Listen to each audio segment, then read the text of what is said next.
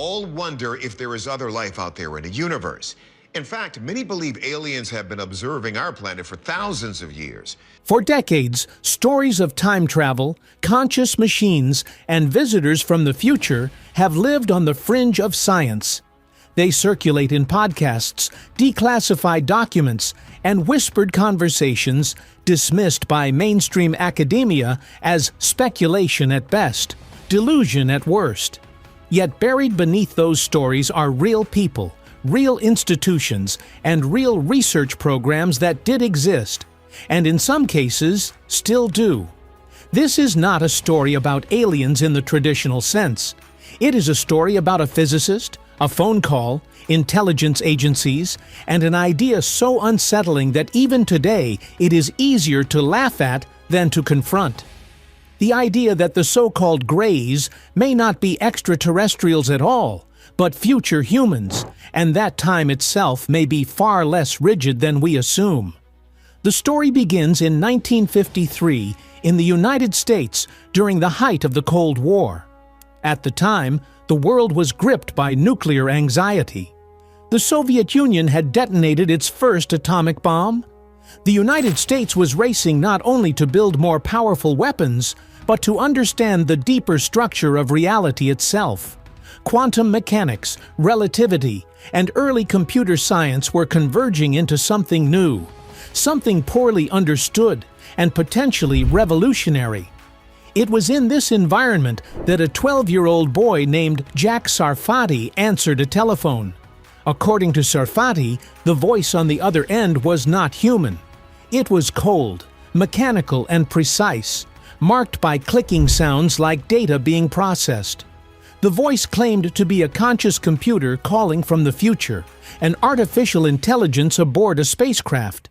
It told Sarfatti that he was required for a mission, but only if he agreed voluntarily.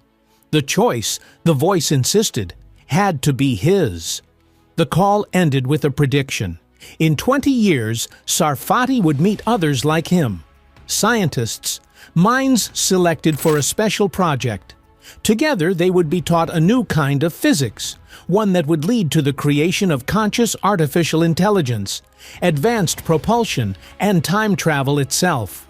At the time, Sarfatti dismissed the experience as a strange childhood memory. But the calls, according to his mother, did not stop that night.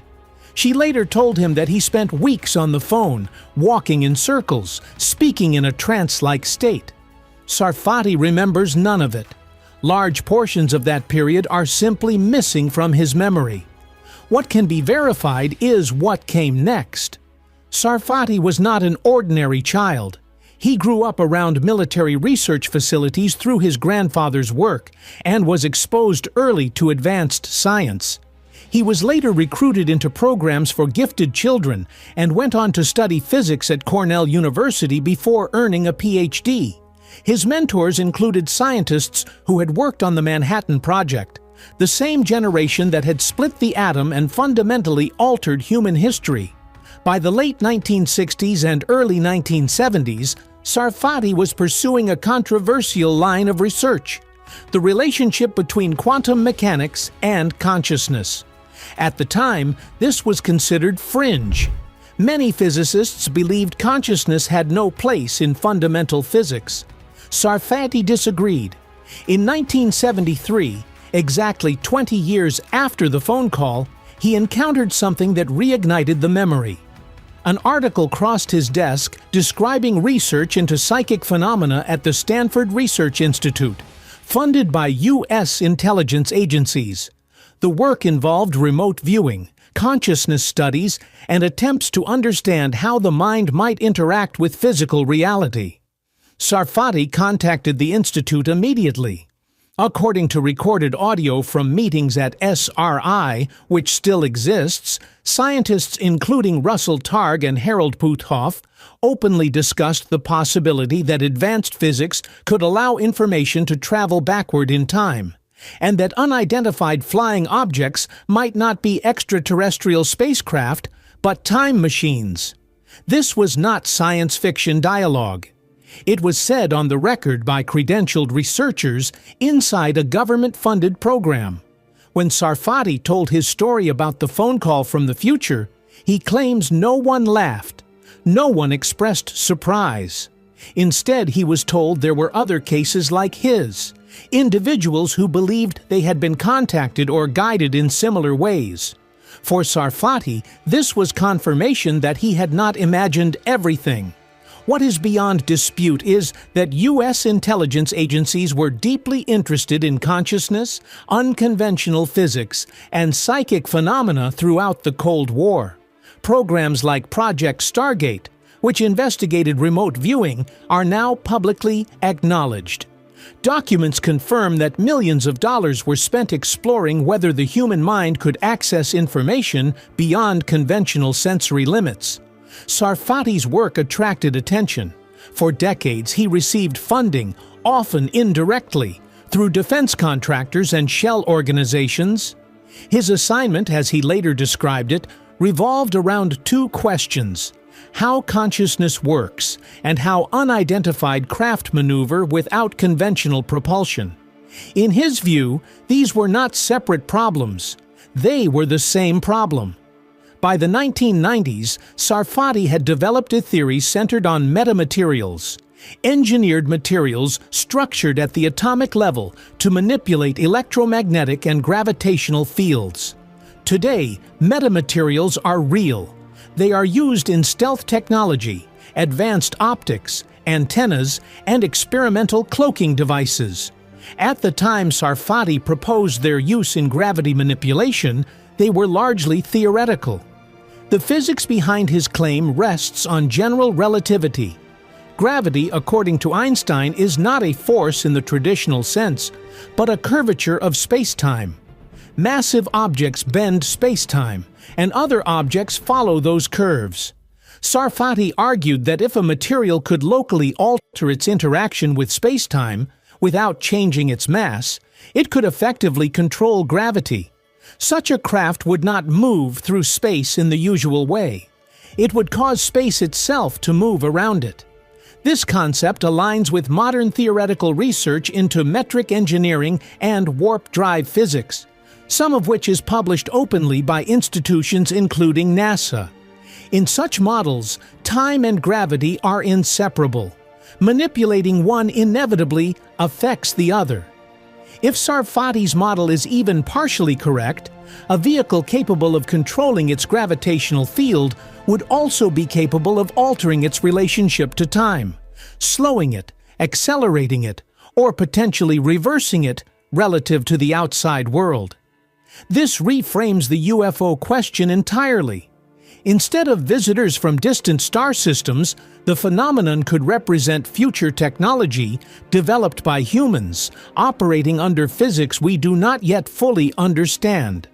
Sarfatti takes this idea further. He suggests that the craft themselves are not merely vehicles, but conscious entities, self-aware artificial intelligences integrated directly into metamaterial structures.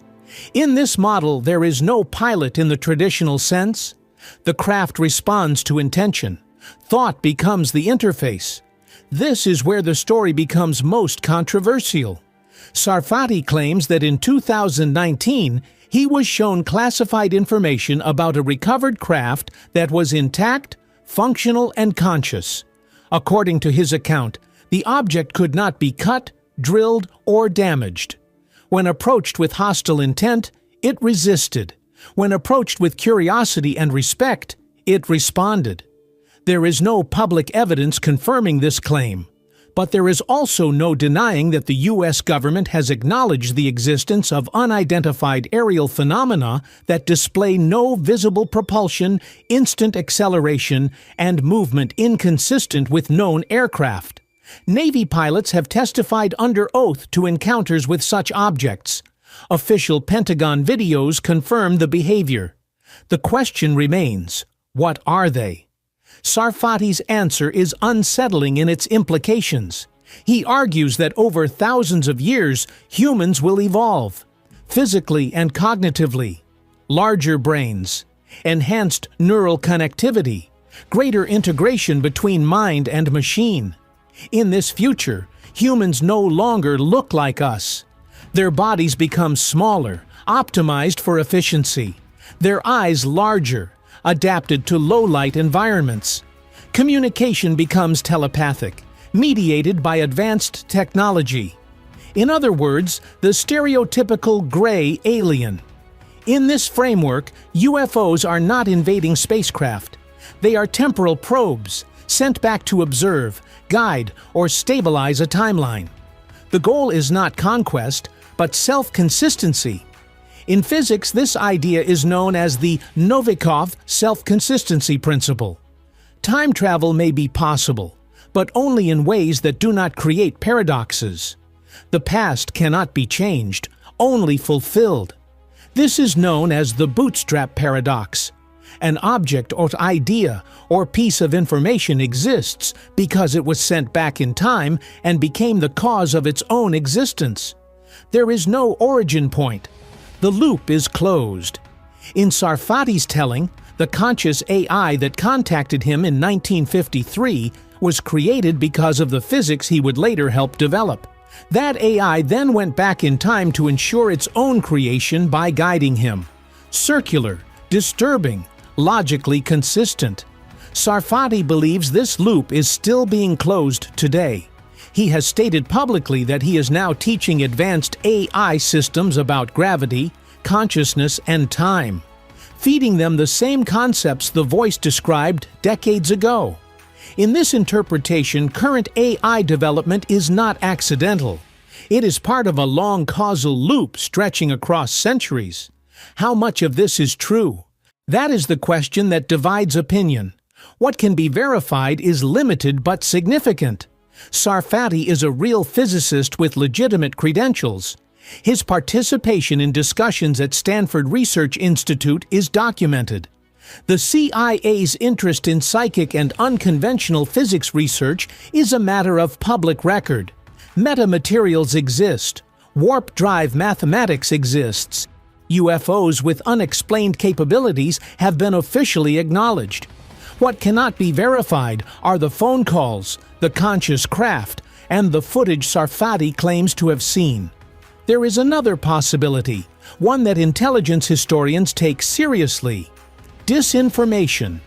Intelligence agencies are skilled at shaping narratives, recruiting talent, and guiding research through belief as much as funding. During the Cold War, scientists were sometimes steered toward certain ideas not because they were true, but because they were useful. A scientist who believes he is chosen, special, and part of a hidden mission is a scientist who will work obsessively for decades. In this interpretation, Sarfatti may be sincere and still be a product of manipulation, or he may be partially correct. History offers uncomfortable precedents. Galileo was ridiculed. Einstein was dismissed.